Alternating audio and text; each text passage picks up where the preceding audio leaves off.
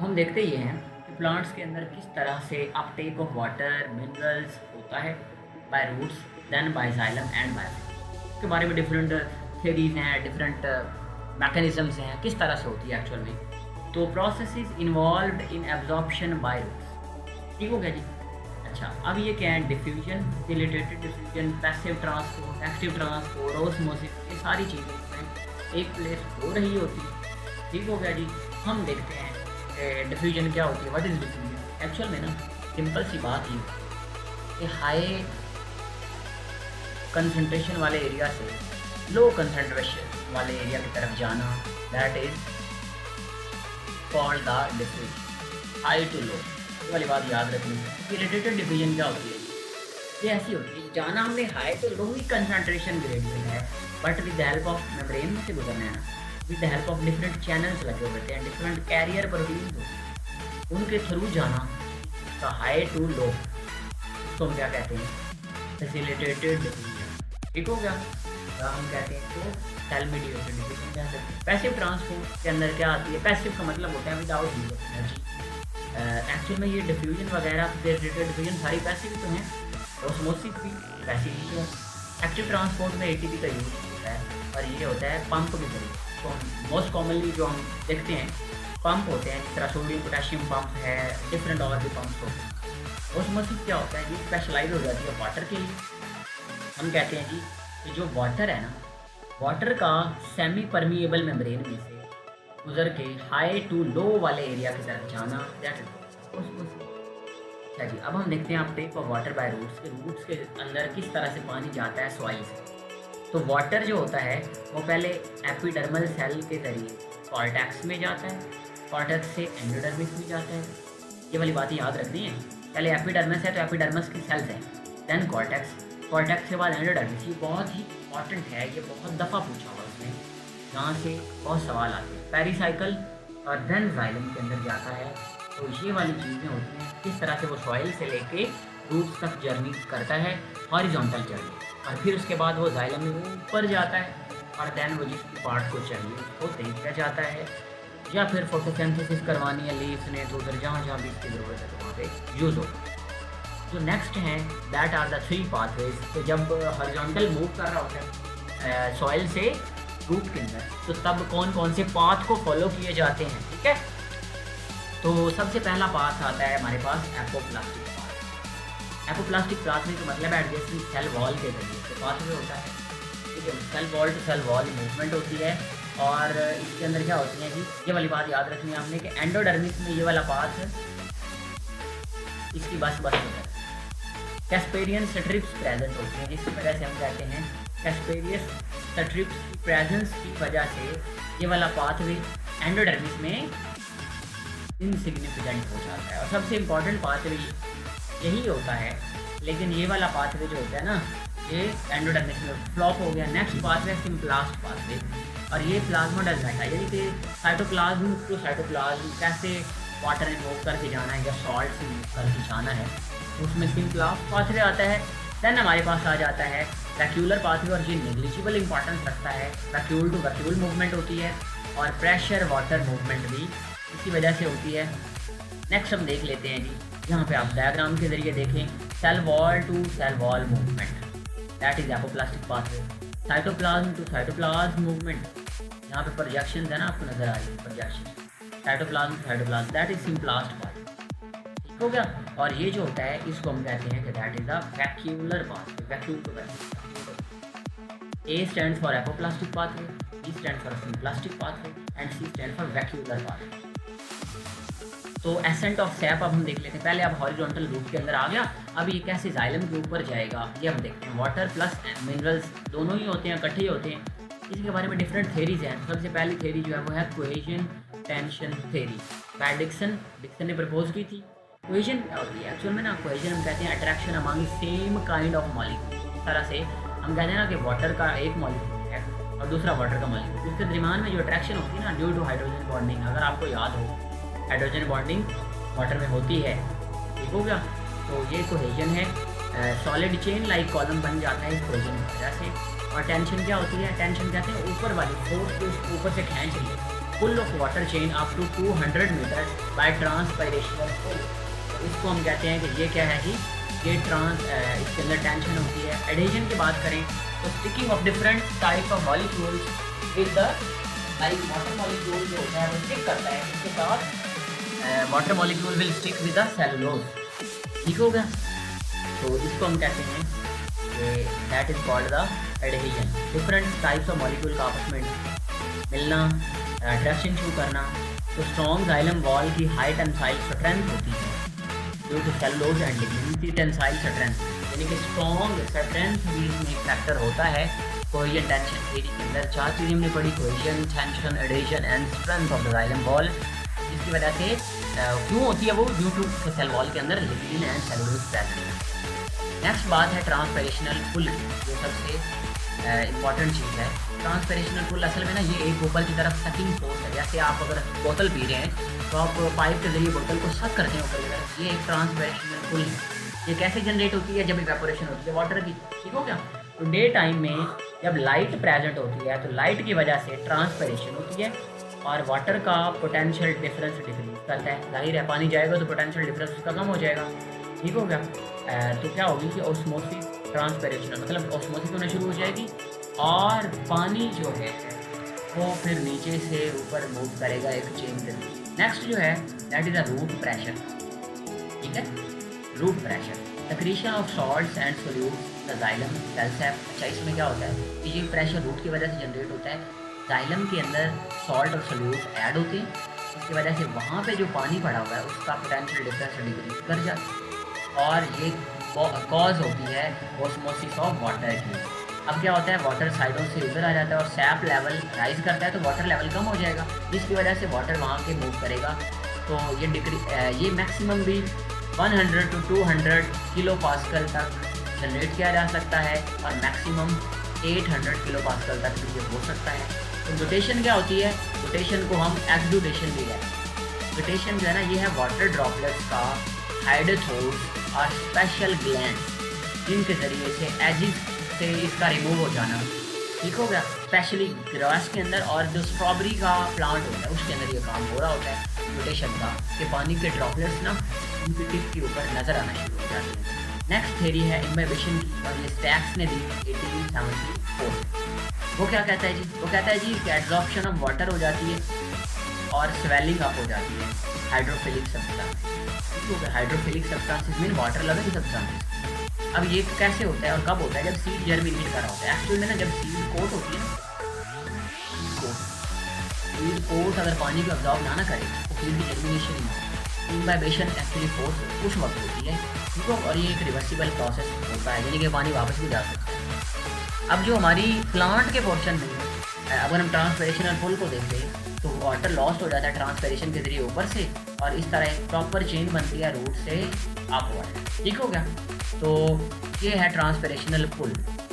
अच्छा, अब हम देखते हैं वाटर पोटेंशियल क्या हो गया। वाटर पोटेंशियल का मतलब क्या, पोटेंशियल हम कहते हैं actually ability to do work. Potential इसको साइड डब्ल्यू के, इसका ये वाला साइन होता है साइड डब्ल्यू, इस तरह योग शो किया जाता है। Water molecule have kinetic energy more concentrated and more concentration हो जाएगी ना तो ज़्यादा काइनेटिक एनर्जी, जितना पानी ज़्यादा होगा उतनी इसकी काइनेटिक एनर्जी ज़्यादा होगी। सिंपल सी बात है, मॉलिक्यूल ज़्यादा है मॉलिक्यूल की काइनेटिक एनर्जी भी ज़्यादा है। Maximum for the pure water, pure water होगा तो ज़्यादा, सबसे ज़्यादा होगी प्योर वाटर में। और कितनी होगी, सबसे ज़्यादा कितनी होगी, 2। वाह क्या बात है। अच्छा, वाटर पोटेंशियल के बाद हम बात करते हैं सोल्यूट पोटेंशियल की। अच्छा, आपको पता है वाटर पोटेंशियल बढ़ जाएगी तो अब ये मैक्सिमम प्योर वाटर का है, अगर सोल्यूट ऐड करते जाए तो वाटर पोटेंशियल डिक्रीज होना शुरू हो जाता है। ठीक हो गया, ये वाली बात आपने याद रखनी है। यू कैन सी हेयर कि जैसे जैसे सोल्यूट बढ़ाते जाएंगे पानी कम होता जाएगा ना, पानी के मॉलिक्यूल की काइनेटिक एनर्जी कम होती जाएगी तो अल्टीमेटली वाटर पोटेंशियल भी कम होना शुरू हो जाएगा। जहाँ पे आप देख सकते हैं कि जहाँ पे सेमी परमेबल मेम्ब्रेन है, एक साइड पे सोल्यूट है और एक साइड पे प्योर वाटर है। अब ये देखिए यहाँ से जहाँ पे मूव करके जाना, ये तो ऑस्मोसिस है। ट्रांसपैरेशन आप देख सकते हैं, small opening on the under side of leaves, जो कि स्टोमेटा, इनके जरिए पानी बाहर चला जाता है in the presence of sunlight, जब फोटोसिंथेसिस हो रही होती है। जबकि म्यूटेशन या एक्सुडेशन स्पेशल टाइप के पोर होते हैं लीव्स के अंदर, जो कि हाइडेथोड्स कहलाती हैं, उनके ज़रिए होती है। ठीक हो गया। अब जो हमारा लास्ट पार्ट है इस ट्रांसपोर्ट ऑफ फूड के अंदर, यानी कि जो हमारी प्लांट के अंदर ट्रांसपोर्ट है उसके अंदर, वो है ट्रांसपोर्ट ऑफ फूड। ठीक हो गया। अब ट्रांसपोर्ट ऑफ फूड करवाते कौन है? सबसे पहले तो आपको ये पता होना चाहिए, करवाते हैं phloem. Okay, phloem are the outer side present कहाँ पे होते हैं? Primary and secondary vascular vessels. जो जाइलम होते हैं ना, एक्चुअल में ये अंदर होते हैं और बाहर इनके फ्लोएम होता है, जो कि फूड के डाइजेशन, फूड की ट्रांसपोर्ट करवाता है। ठीक हो गया। Constitute the inner bark. Components इसके अंदर क्या होते हैं कि सीव एलिमेंट्स होते हैं। सीव एलिमेंट्स नॉन लिविंग होते हैं, इसके अंदर कोई न्यूक्लियस नहीं होता। एक्चुअल में ना ये मरना शुरू हो जाते हैं, मरते मरते मरते मरते एक प्रॉपर ट्यूब बनाते हैं जिसके जरिए फूड ट्रांसपोर्ट करते हैं। ठीक हो गया। इसके साथ कुछ कंपेनियन सेल्स होते हैं, इसके साथी के सेल्स लगे होते हैं। ठीक हो गया। कंपेनियन का दोस्त को कहते हैं ना, तो दोस्त सेल क्या करते हैं? नरिशमेंट इनको देते हैं, खाना शाना, शाबा शाबा शाबा शाबा काम करें, इस तरह से ये वाले सेल्स इनको हेल्प करते हैं, सीव सेल्स को। ठीक हो गया। और इसके अंदर पैरेन्काइमा सेल्स होते हैं जो स्टोरेज करवाते हैं। पैरेंट को आप इस तरह से याद रखते हैं कि जैसे पीर साहब होते हैं ना, वो हमेशा कुछ मांग ही रहे होते हैं, उनका पेट नहीं कभी भरता, तो वो स्टोरेज ही करा रहे होते हैं। फाइबर सक्लेराइड्स वगैरह होते हैं। मूवमेंट ऑफ फूड जो होती है हमेशा सोर्स से सिंक की तरफ होती है, ये वाली बात याद रखनी है आपने, बहुत इंपॉर्टेंट बात है। इसके बाद इसकी कुछ पैसिव थेरीज हैं, इसको हम कहते हैं कि डिफ्यूजन थेरी। 1 मीटर पर 8 आवर 8 ईयर्स। पैसिव थेरी कहती है कि 1 मीटर अगर ऊपर जाना है तो 8 साल लग जाते हैं, but normal is the 1 metre per our.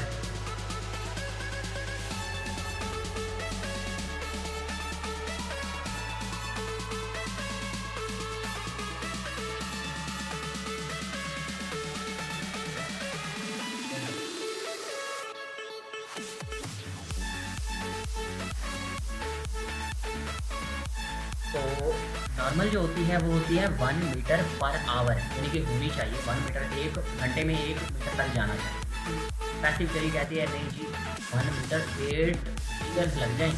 ठीक होगा, तो ये रिजेक्ट होगी। अब एक ही बात बची, थ्योरी बची, तो प्रेशर फ्लो थ्योरी कहती हैं, और ये एरनस्ट मंच ने दी। Osmotically generated pressure between source and sinks causes the food movement. ये बात है प्रेशर थ्योरी, और ये प्रेशर थ्योरी ये बात हमें बताती है कि क्या होता है एक्चुअल में कि osmotically generated pressure between the source and the sink, ये कॉज करवाता है फूड की मूवमेंट की। ओके हो गया। अच्छा, अब यहाँ पे देखें, आपको सारा कुछ एक्सप्लेन हो जाएगा।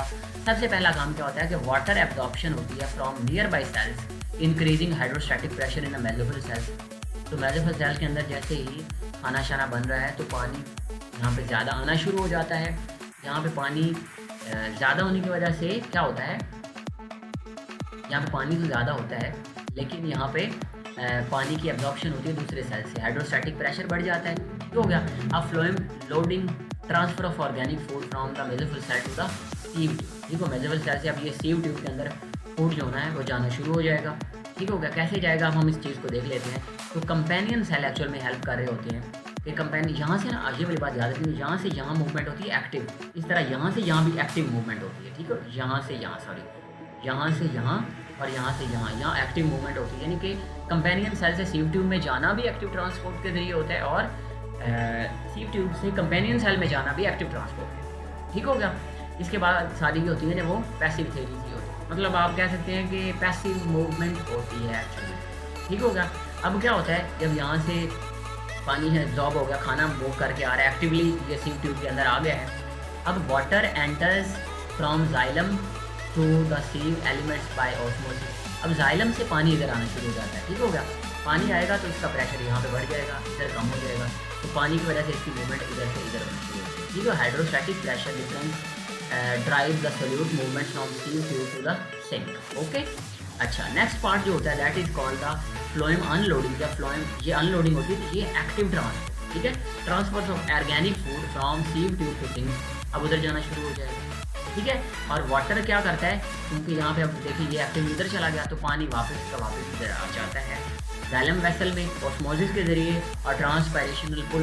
देखिए ना, पानी देखिए ऊपर ज़्यादा होने की वजह से और नीचे कम होने की वजह से, यहाँ पे ज़्यादा होने की वजह से, कम होने की वजह से एक पोटेंशियल जनरेट होता है, जिसकी वजह से ये मूवमेंट होती है। मतलब यहाँ पे पोल्यूट ज़्यादा होने शुरू हो जाएगा ना, पानी कम होने शुरू यहाँ से एक्टिवली ट्रांसपोर्ट, यहाँ पे अब जाइलम इसके ज़रिए जाइलम में पानी आएगा। देखिए यहाँ पे सोल्यूट कंसंट्रेशन ज़्यादा होती है ना, वाटर ऑटोमेटिकली आ जाता है। पानी ज़्यादा आ गया, पोटेंशियल ज़्यादा होगा, पोटेंशियल ज़्यादा होने के बाद पोटेंशियल ऐसे ही मेंटेन होता है। जब एक्टिवली ये फूड आगे चला गया तो यहाँ पे तो पानी बहुत ज़्यादा हो गया ना, बच गया पानी।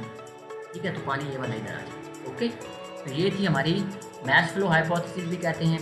बाकी जो इसका अंदर है हमारा ट्रांसपोर्ट इन एनिमल्स की अगर बात करें तो उसमें हमारे पास डिफरेंट पार्ट्स होते हैं, जिसको हम कहते हैं CVS cardiovascular system, heart and blood vessel का सिस्टम। ठीक हो गया। और क्या होता है, लिम्फेटिक सिस्टम, इम्यून सिस्टम। ठीक हो गया। अब हम बात कर लेते हैं इसके अंदर हार्ट की आउटर कवरिंग होती है और लेयर्स इसकी होती हैं epicardium, myocardium and endocardium, 3 layers होती हैं। ठीक है, अब ये पेरिकार्डियम जो होती है ना एक्चुअली इसकी प्रोटेक्टिव है, बाकी इसकी 3 लेयर्स हैं, एपिकार्डियम, मायो और एंडो। आउटर मोस्ट एपी, दरमियान वाली मायो और अंदर वाली। ठीक हो गया। अब हम बात कर लेते हैं चैम्बर्स। तो 2 atria and 2 ventricle are present. यहाँ पे आपको नजर आ रहे हैं ये एट्रिया हैं, ये और ये 2 वेंट्रिकल है। ठीक होगा। वॉल की बात करें तो राइट साइड पे ट्राई कस्पिड वॉल, ये जो राइट वाला है ना ये 3 कैप, तो ट्राई कस्पिड वॉल है कस्पिड। ठीक हो गया। और जो लेफ्ट साइड होता है ना उसको बाय कस्पिड कहते हैं, कस्पिड। वाइट्रल वॉल भी इसी का नाम होता है। ठीक हो गया। अच्छा, इस तरह सेमी यूनिट वॉल्व होते हैं जो जहाँ पे है base of aorta and pulmonary arteries के ऊपर मौजूद होती हैं। अच्छा, ये होती है ऑब्जर्वेशन इंसान की। ये पल्मोनरी वेन्स है ना, पल्मोनरी वेन्स 2 इधर है या 2 इधर है, 4 होती हैं। ये बात याद रखनी है। 2020 का NMD कैट का MCQ है। पल्मोनरी वेन्स 4 होती हैं और पल्मोनरी आर्टरीज 2 होती हैं। ठीक है। तो नेक्स्ट अगर हम इस पार्ट की बात करें, सर्कुलेशन कितनी टाइप हो सकती है। एक को हम कहते हैं पल्मोनरी सर्कुलेशन, एक को हम कहते हैं सिस्टमिक सर्कुलेशन एंड एक को हम कहते हैं कोरोनरी सर्कुलेशन। हो गया। अच्छा, अब इसका मतलब क्या है। पल्मोनरी सर्कुलेशन का मतलब है हार्ट से लंग्स में ब्लड का जाना, और इसमें कौन सा हार्ट का पोर्शन इन्वॉल्व होता है, राइट पोर्शन कहलाता है जिसमें डीऑक्सीजनेटेड ब्लड होता है। हो गया। सिस्टमिक सर्कुलेशन का मतलब है हार्ट से पूरी बॉडी में जाना, और हार्ट से पूरी बॉडी में लेफ्ट साइड होती है, और जो लेफ्ट साइड होती है ना एक्चुअल में हम कहते हैं कि ये पूरी बॉडी को प्रोवाइड करती है क्या, ऑक्सीजनेटेड ब्लड। ठीक हो गया जी। अच्छा, इसके बाद हम कहते हैं कोरोनरी सर्कुलेशन क्या होती है। कोरोनरी सर्कुलेशन हम कहते हैं कि हार्ट के अपने मसल को भी तो भाई काम करने के लिए कुछ चाहिए ना, तो अपनी जो सर्कुलेशन है उसको पल्मोनरी सर्कुलेशन कहते हैं, और इसमें कोरोनरी आर्टरीज इन्वॉल्व होती हैं और coronary veins involve. 4 pulmonary veins मैंने बताया MCQ में इंपॉर्टेंट है, और 2 पल्मोनरी आर्टरी। ये वाली बातें आपने याद रखनी है। बाकी हम नेक्स्ट पोर्शन में कंटिन्यू रखते हैं।